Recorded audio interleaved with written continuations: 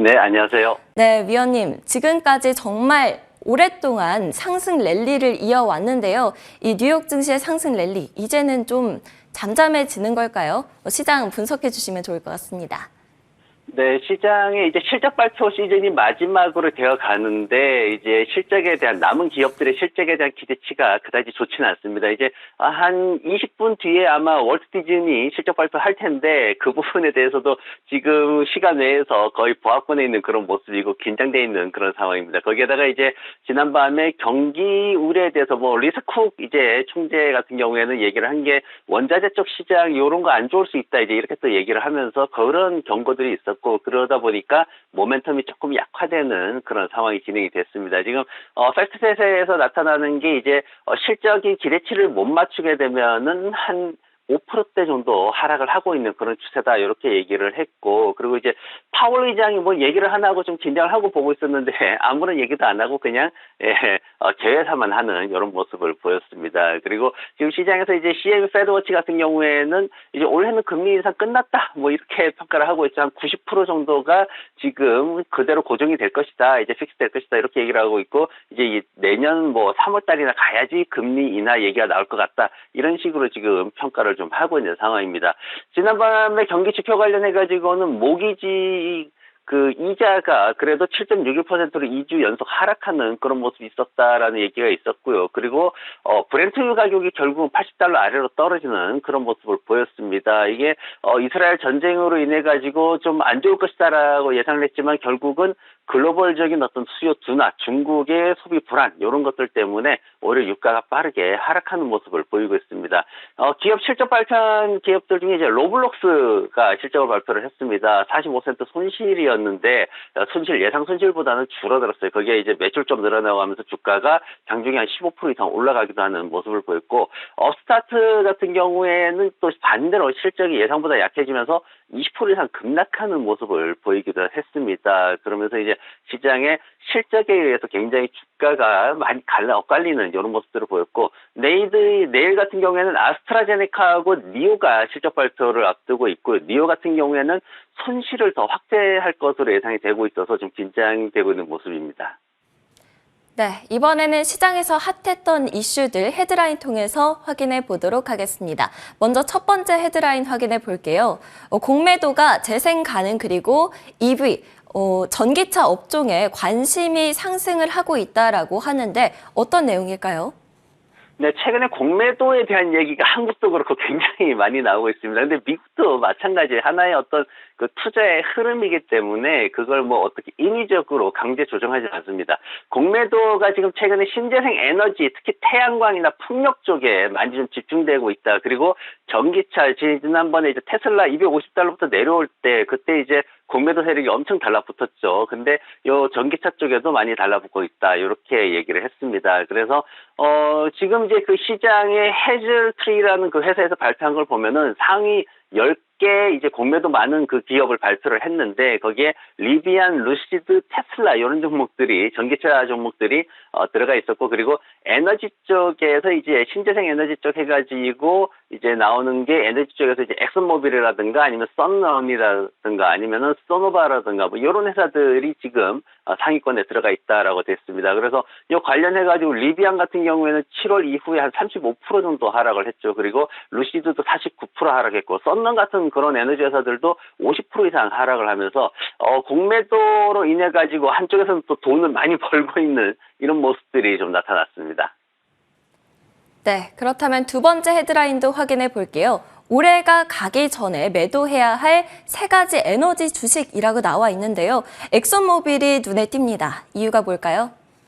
네, 시장에서 에너지 쪽 관련해가지고 조금 그 힘든 그런 상황이다라는 얘기를 하고 있는데, 일단, 지난 밤에 그 섹터들 움직이는 것만 봐도 우리가 좀 이해를 할 수가 있습니다. 이제 11개 섹터 움직이는 걸 제가 가져왔는데, 에너지 쪽에서 이제 하락을 주도하는 모습을 보이고 있죠. 참고로 이제 11개 섹터가 있고요. 그리고 24개 그룹이 있습니다. 그리고 그 안에서 또 산업을 한 69개 정도로 나누는 그런 형태입니다, 미국 시장. 그래서 지금 이제 에너지 쪽에서 계속 안 좋은 모습 보이는데, 에너지 쪽에 이제 있는 회사들이 엑슨모빌, 쉐보론, 쉘, 코노코필립스, BP 이런 회사들이 대표적으로 쭉 있습니다. 근데 보시면은 차트가 8월 이후에 등락 보이다가 결국은 아래쪽에 이제 지지라인 이탈해가지고 더 떨어지는 이런 상황. 유가만 그 시장만 딱 떼어놓고 보면은 글로벌하게 경기 침체가 올 수도 있다는 생각까지 들 정도로 그렇게 지금 해석들을 많이 하고 있는데 아무래도 기술주들이 상대적으로 상승해서 수익을 내주다 보니까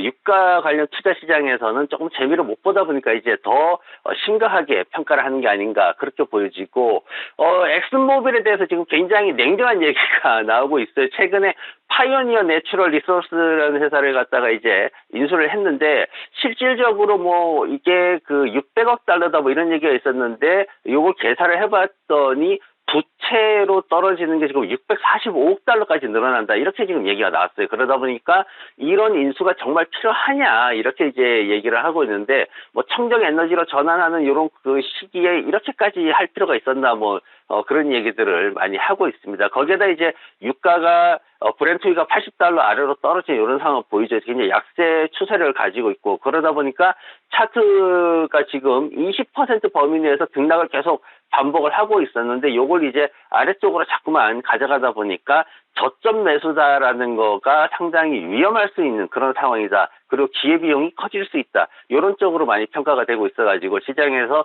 좀 냉정하게 매도해야 된다. 이런 얘기까지 나오고 있습니다. 네, 다음 헤드라인입니다. AI가 대세가 될수록 애플이 베네핏, 이득이 된다라는 헤드라인인데요. 어떤 내용일까요?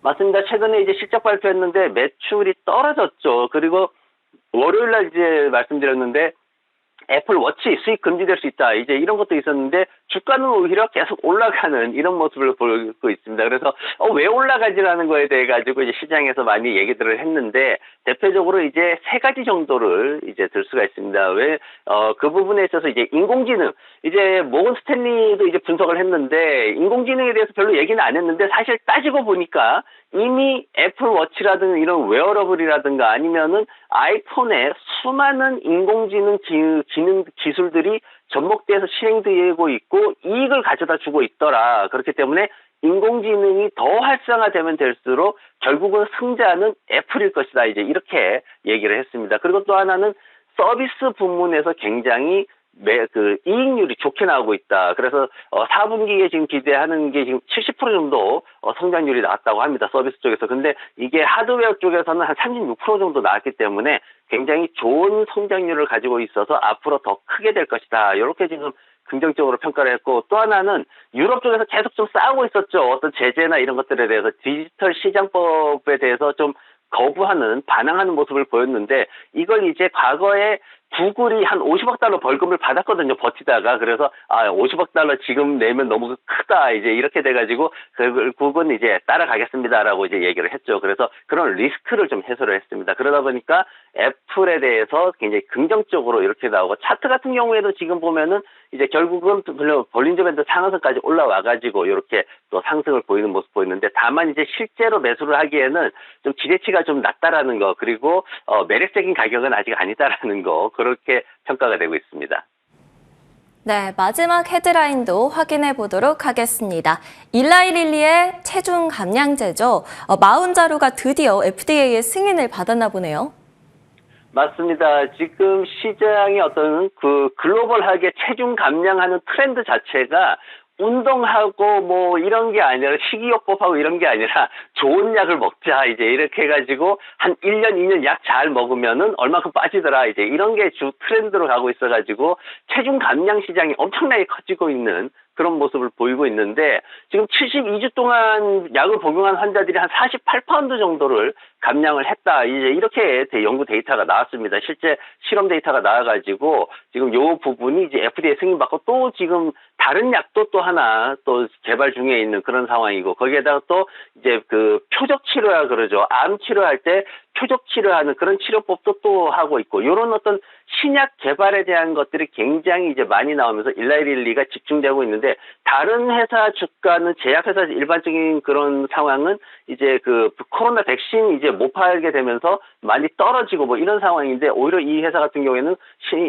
고점 돌파하면서 계속해서 주가가 올라가고 있는 그런 모습을 보이고 있습니다. 그래서 매출이나 이런 것들도 순이익도 좀 안 좋을 것이다 했는데 그래도 수익을 내주고 매출도 한 36% 올라가고 이러다 보니까 주가 자체가 고점 돌파하면서 추세를 계속해서 상승 추세를 유지하고 있고 근데 다만 이제 시장 목표가까지 올라왔어요. 다 올라왔습니다. 이제 한 1달러 차이 나는 수준으로 올라왔는데 최고치가 710달러까지 있기 때문에 조금 더 상승은 할 수 있겠지만은 그래도 앞으로 어떤 제약회사 쪽에서 신약 개발하는 부분이 어떻게 될지는 사실은 좀 미지수인 부분이 많기 때문에 이렇게 좋은 소식 나오더라도 투자에 좀 주의를 할 수밖에 없는 그런 상황입니다.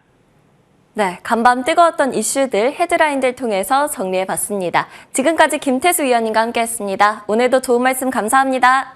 네, 고맙습니다.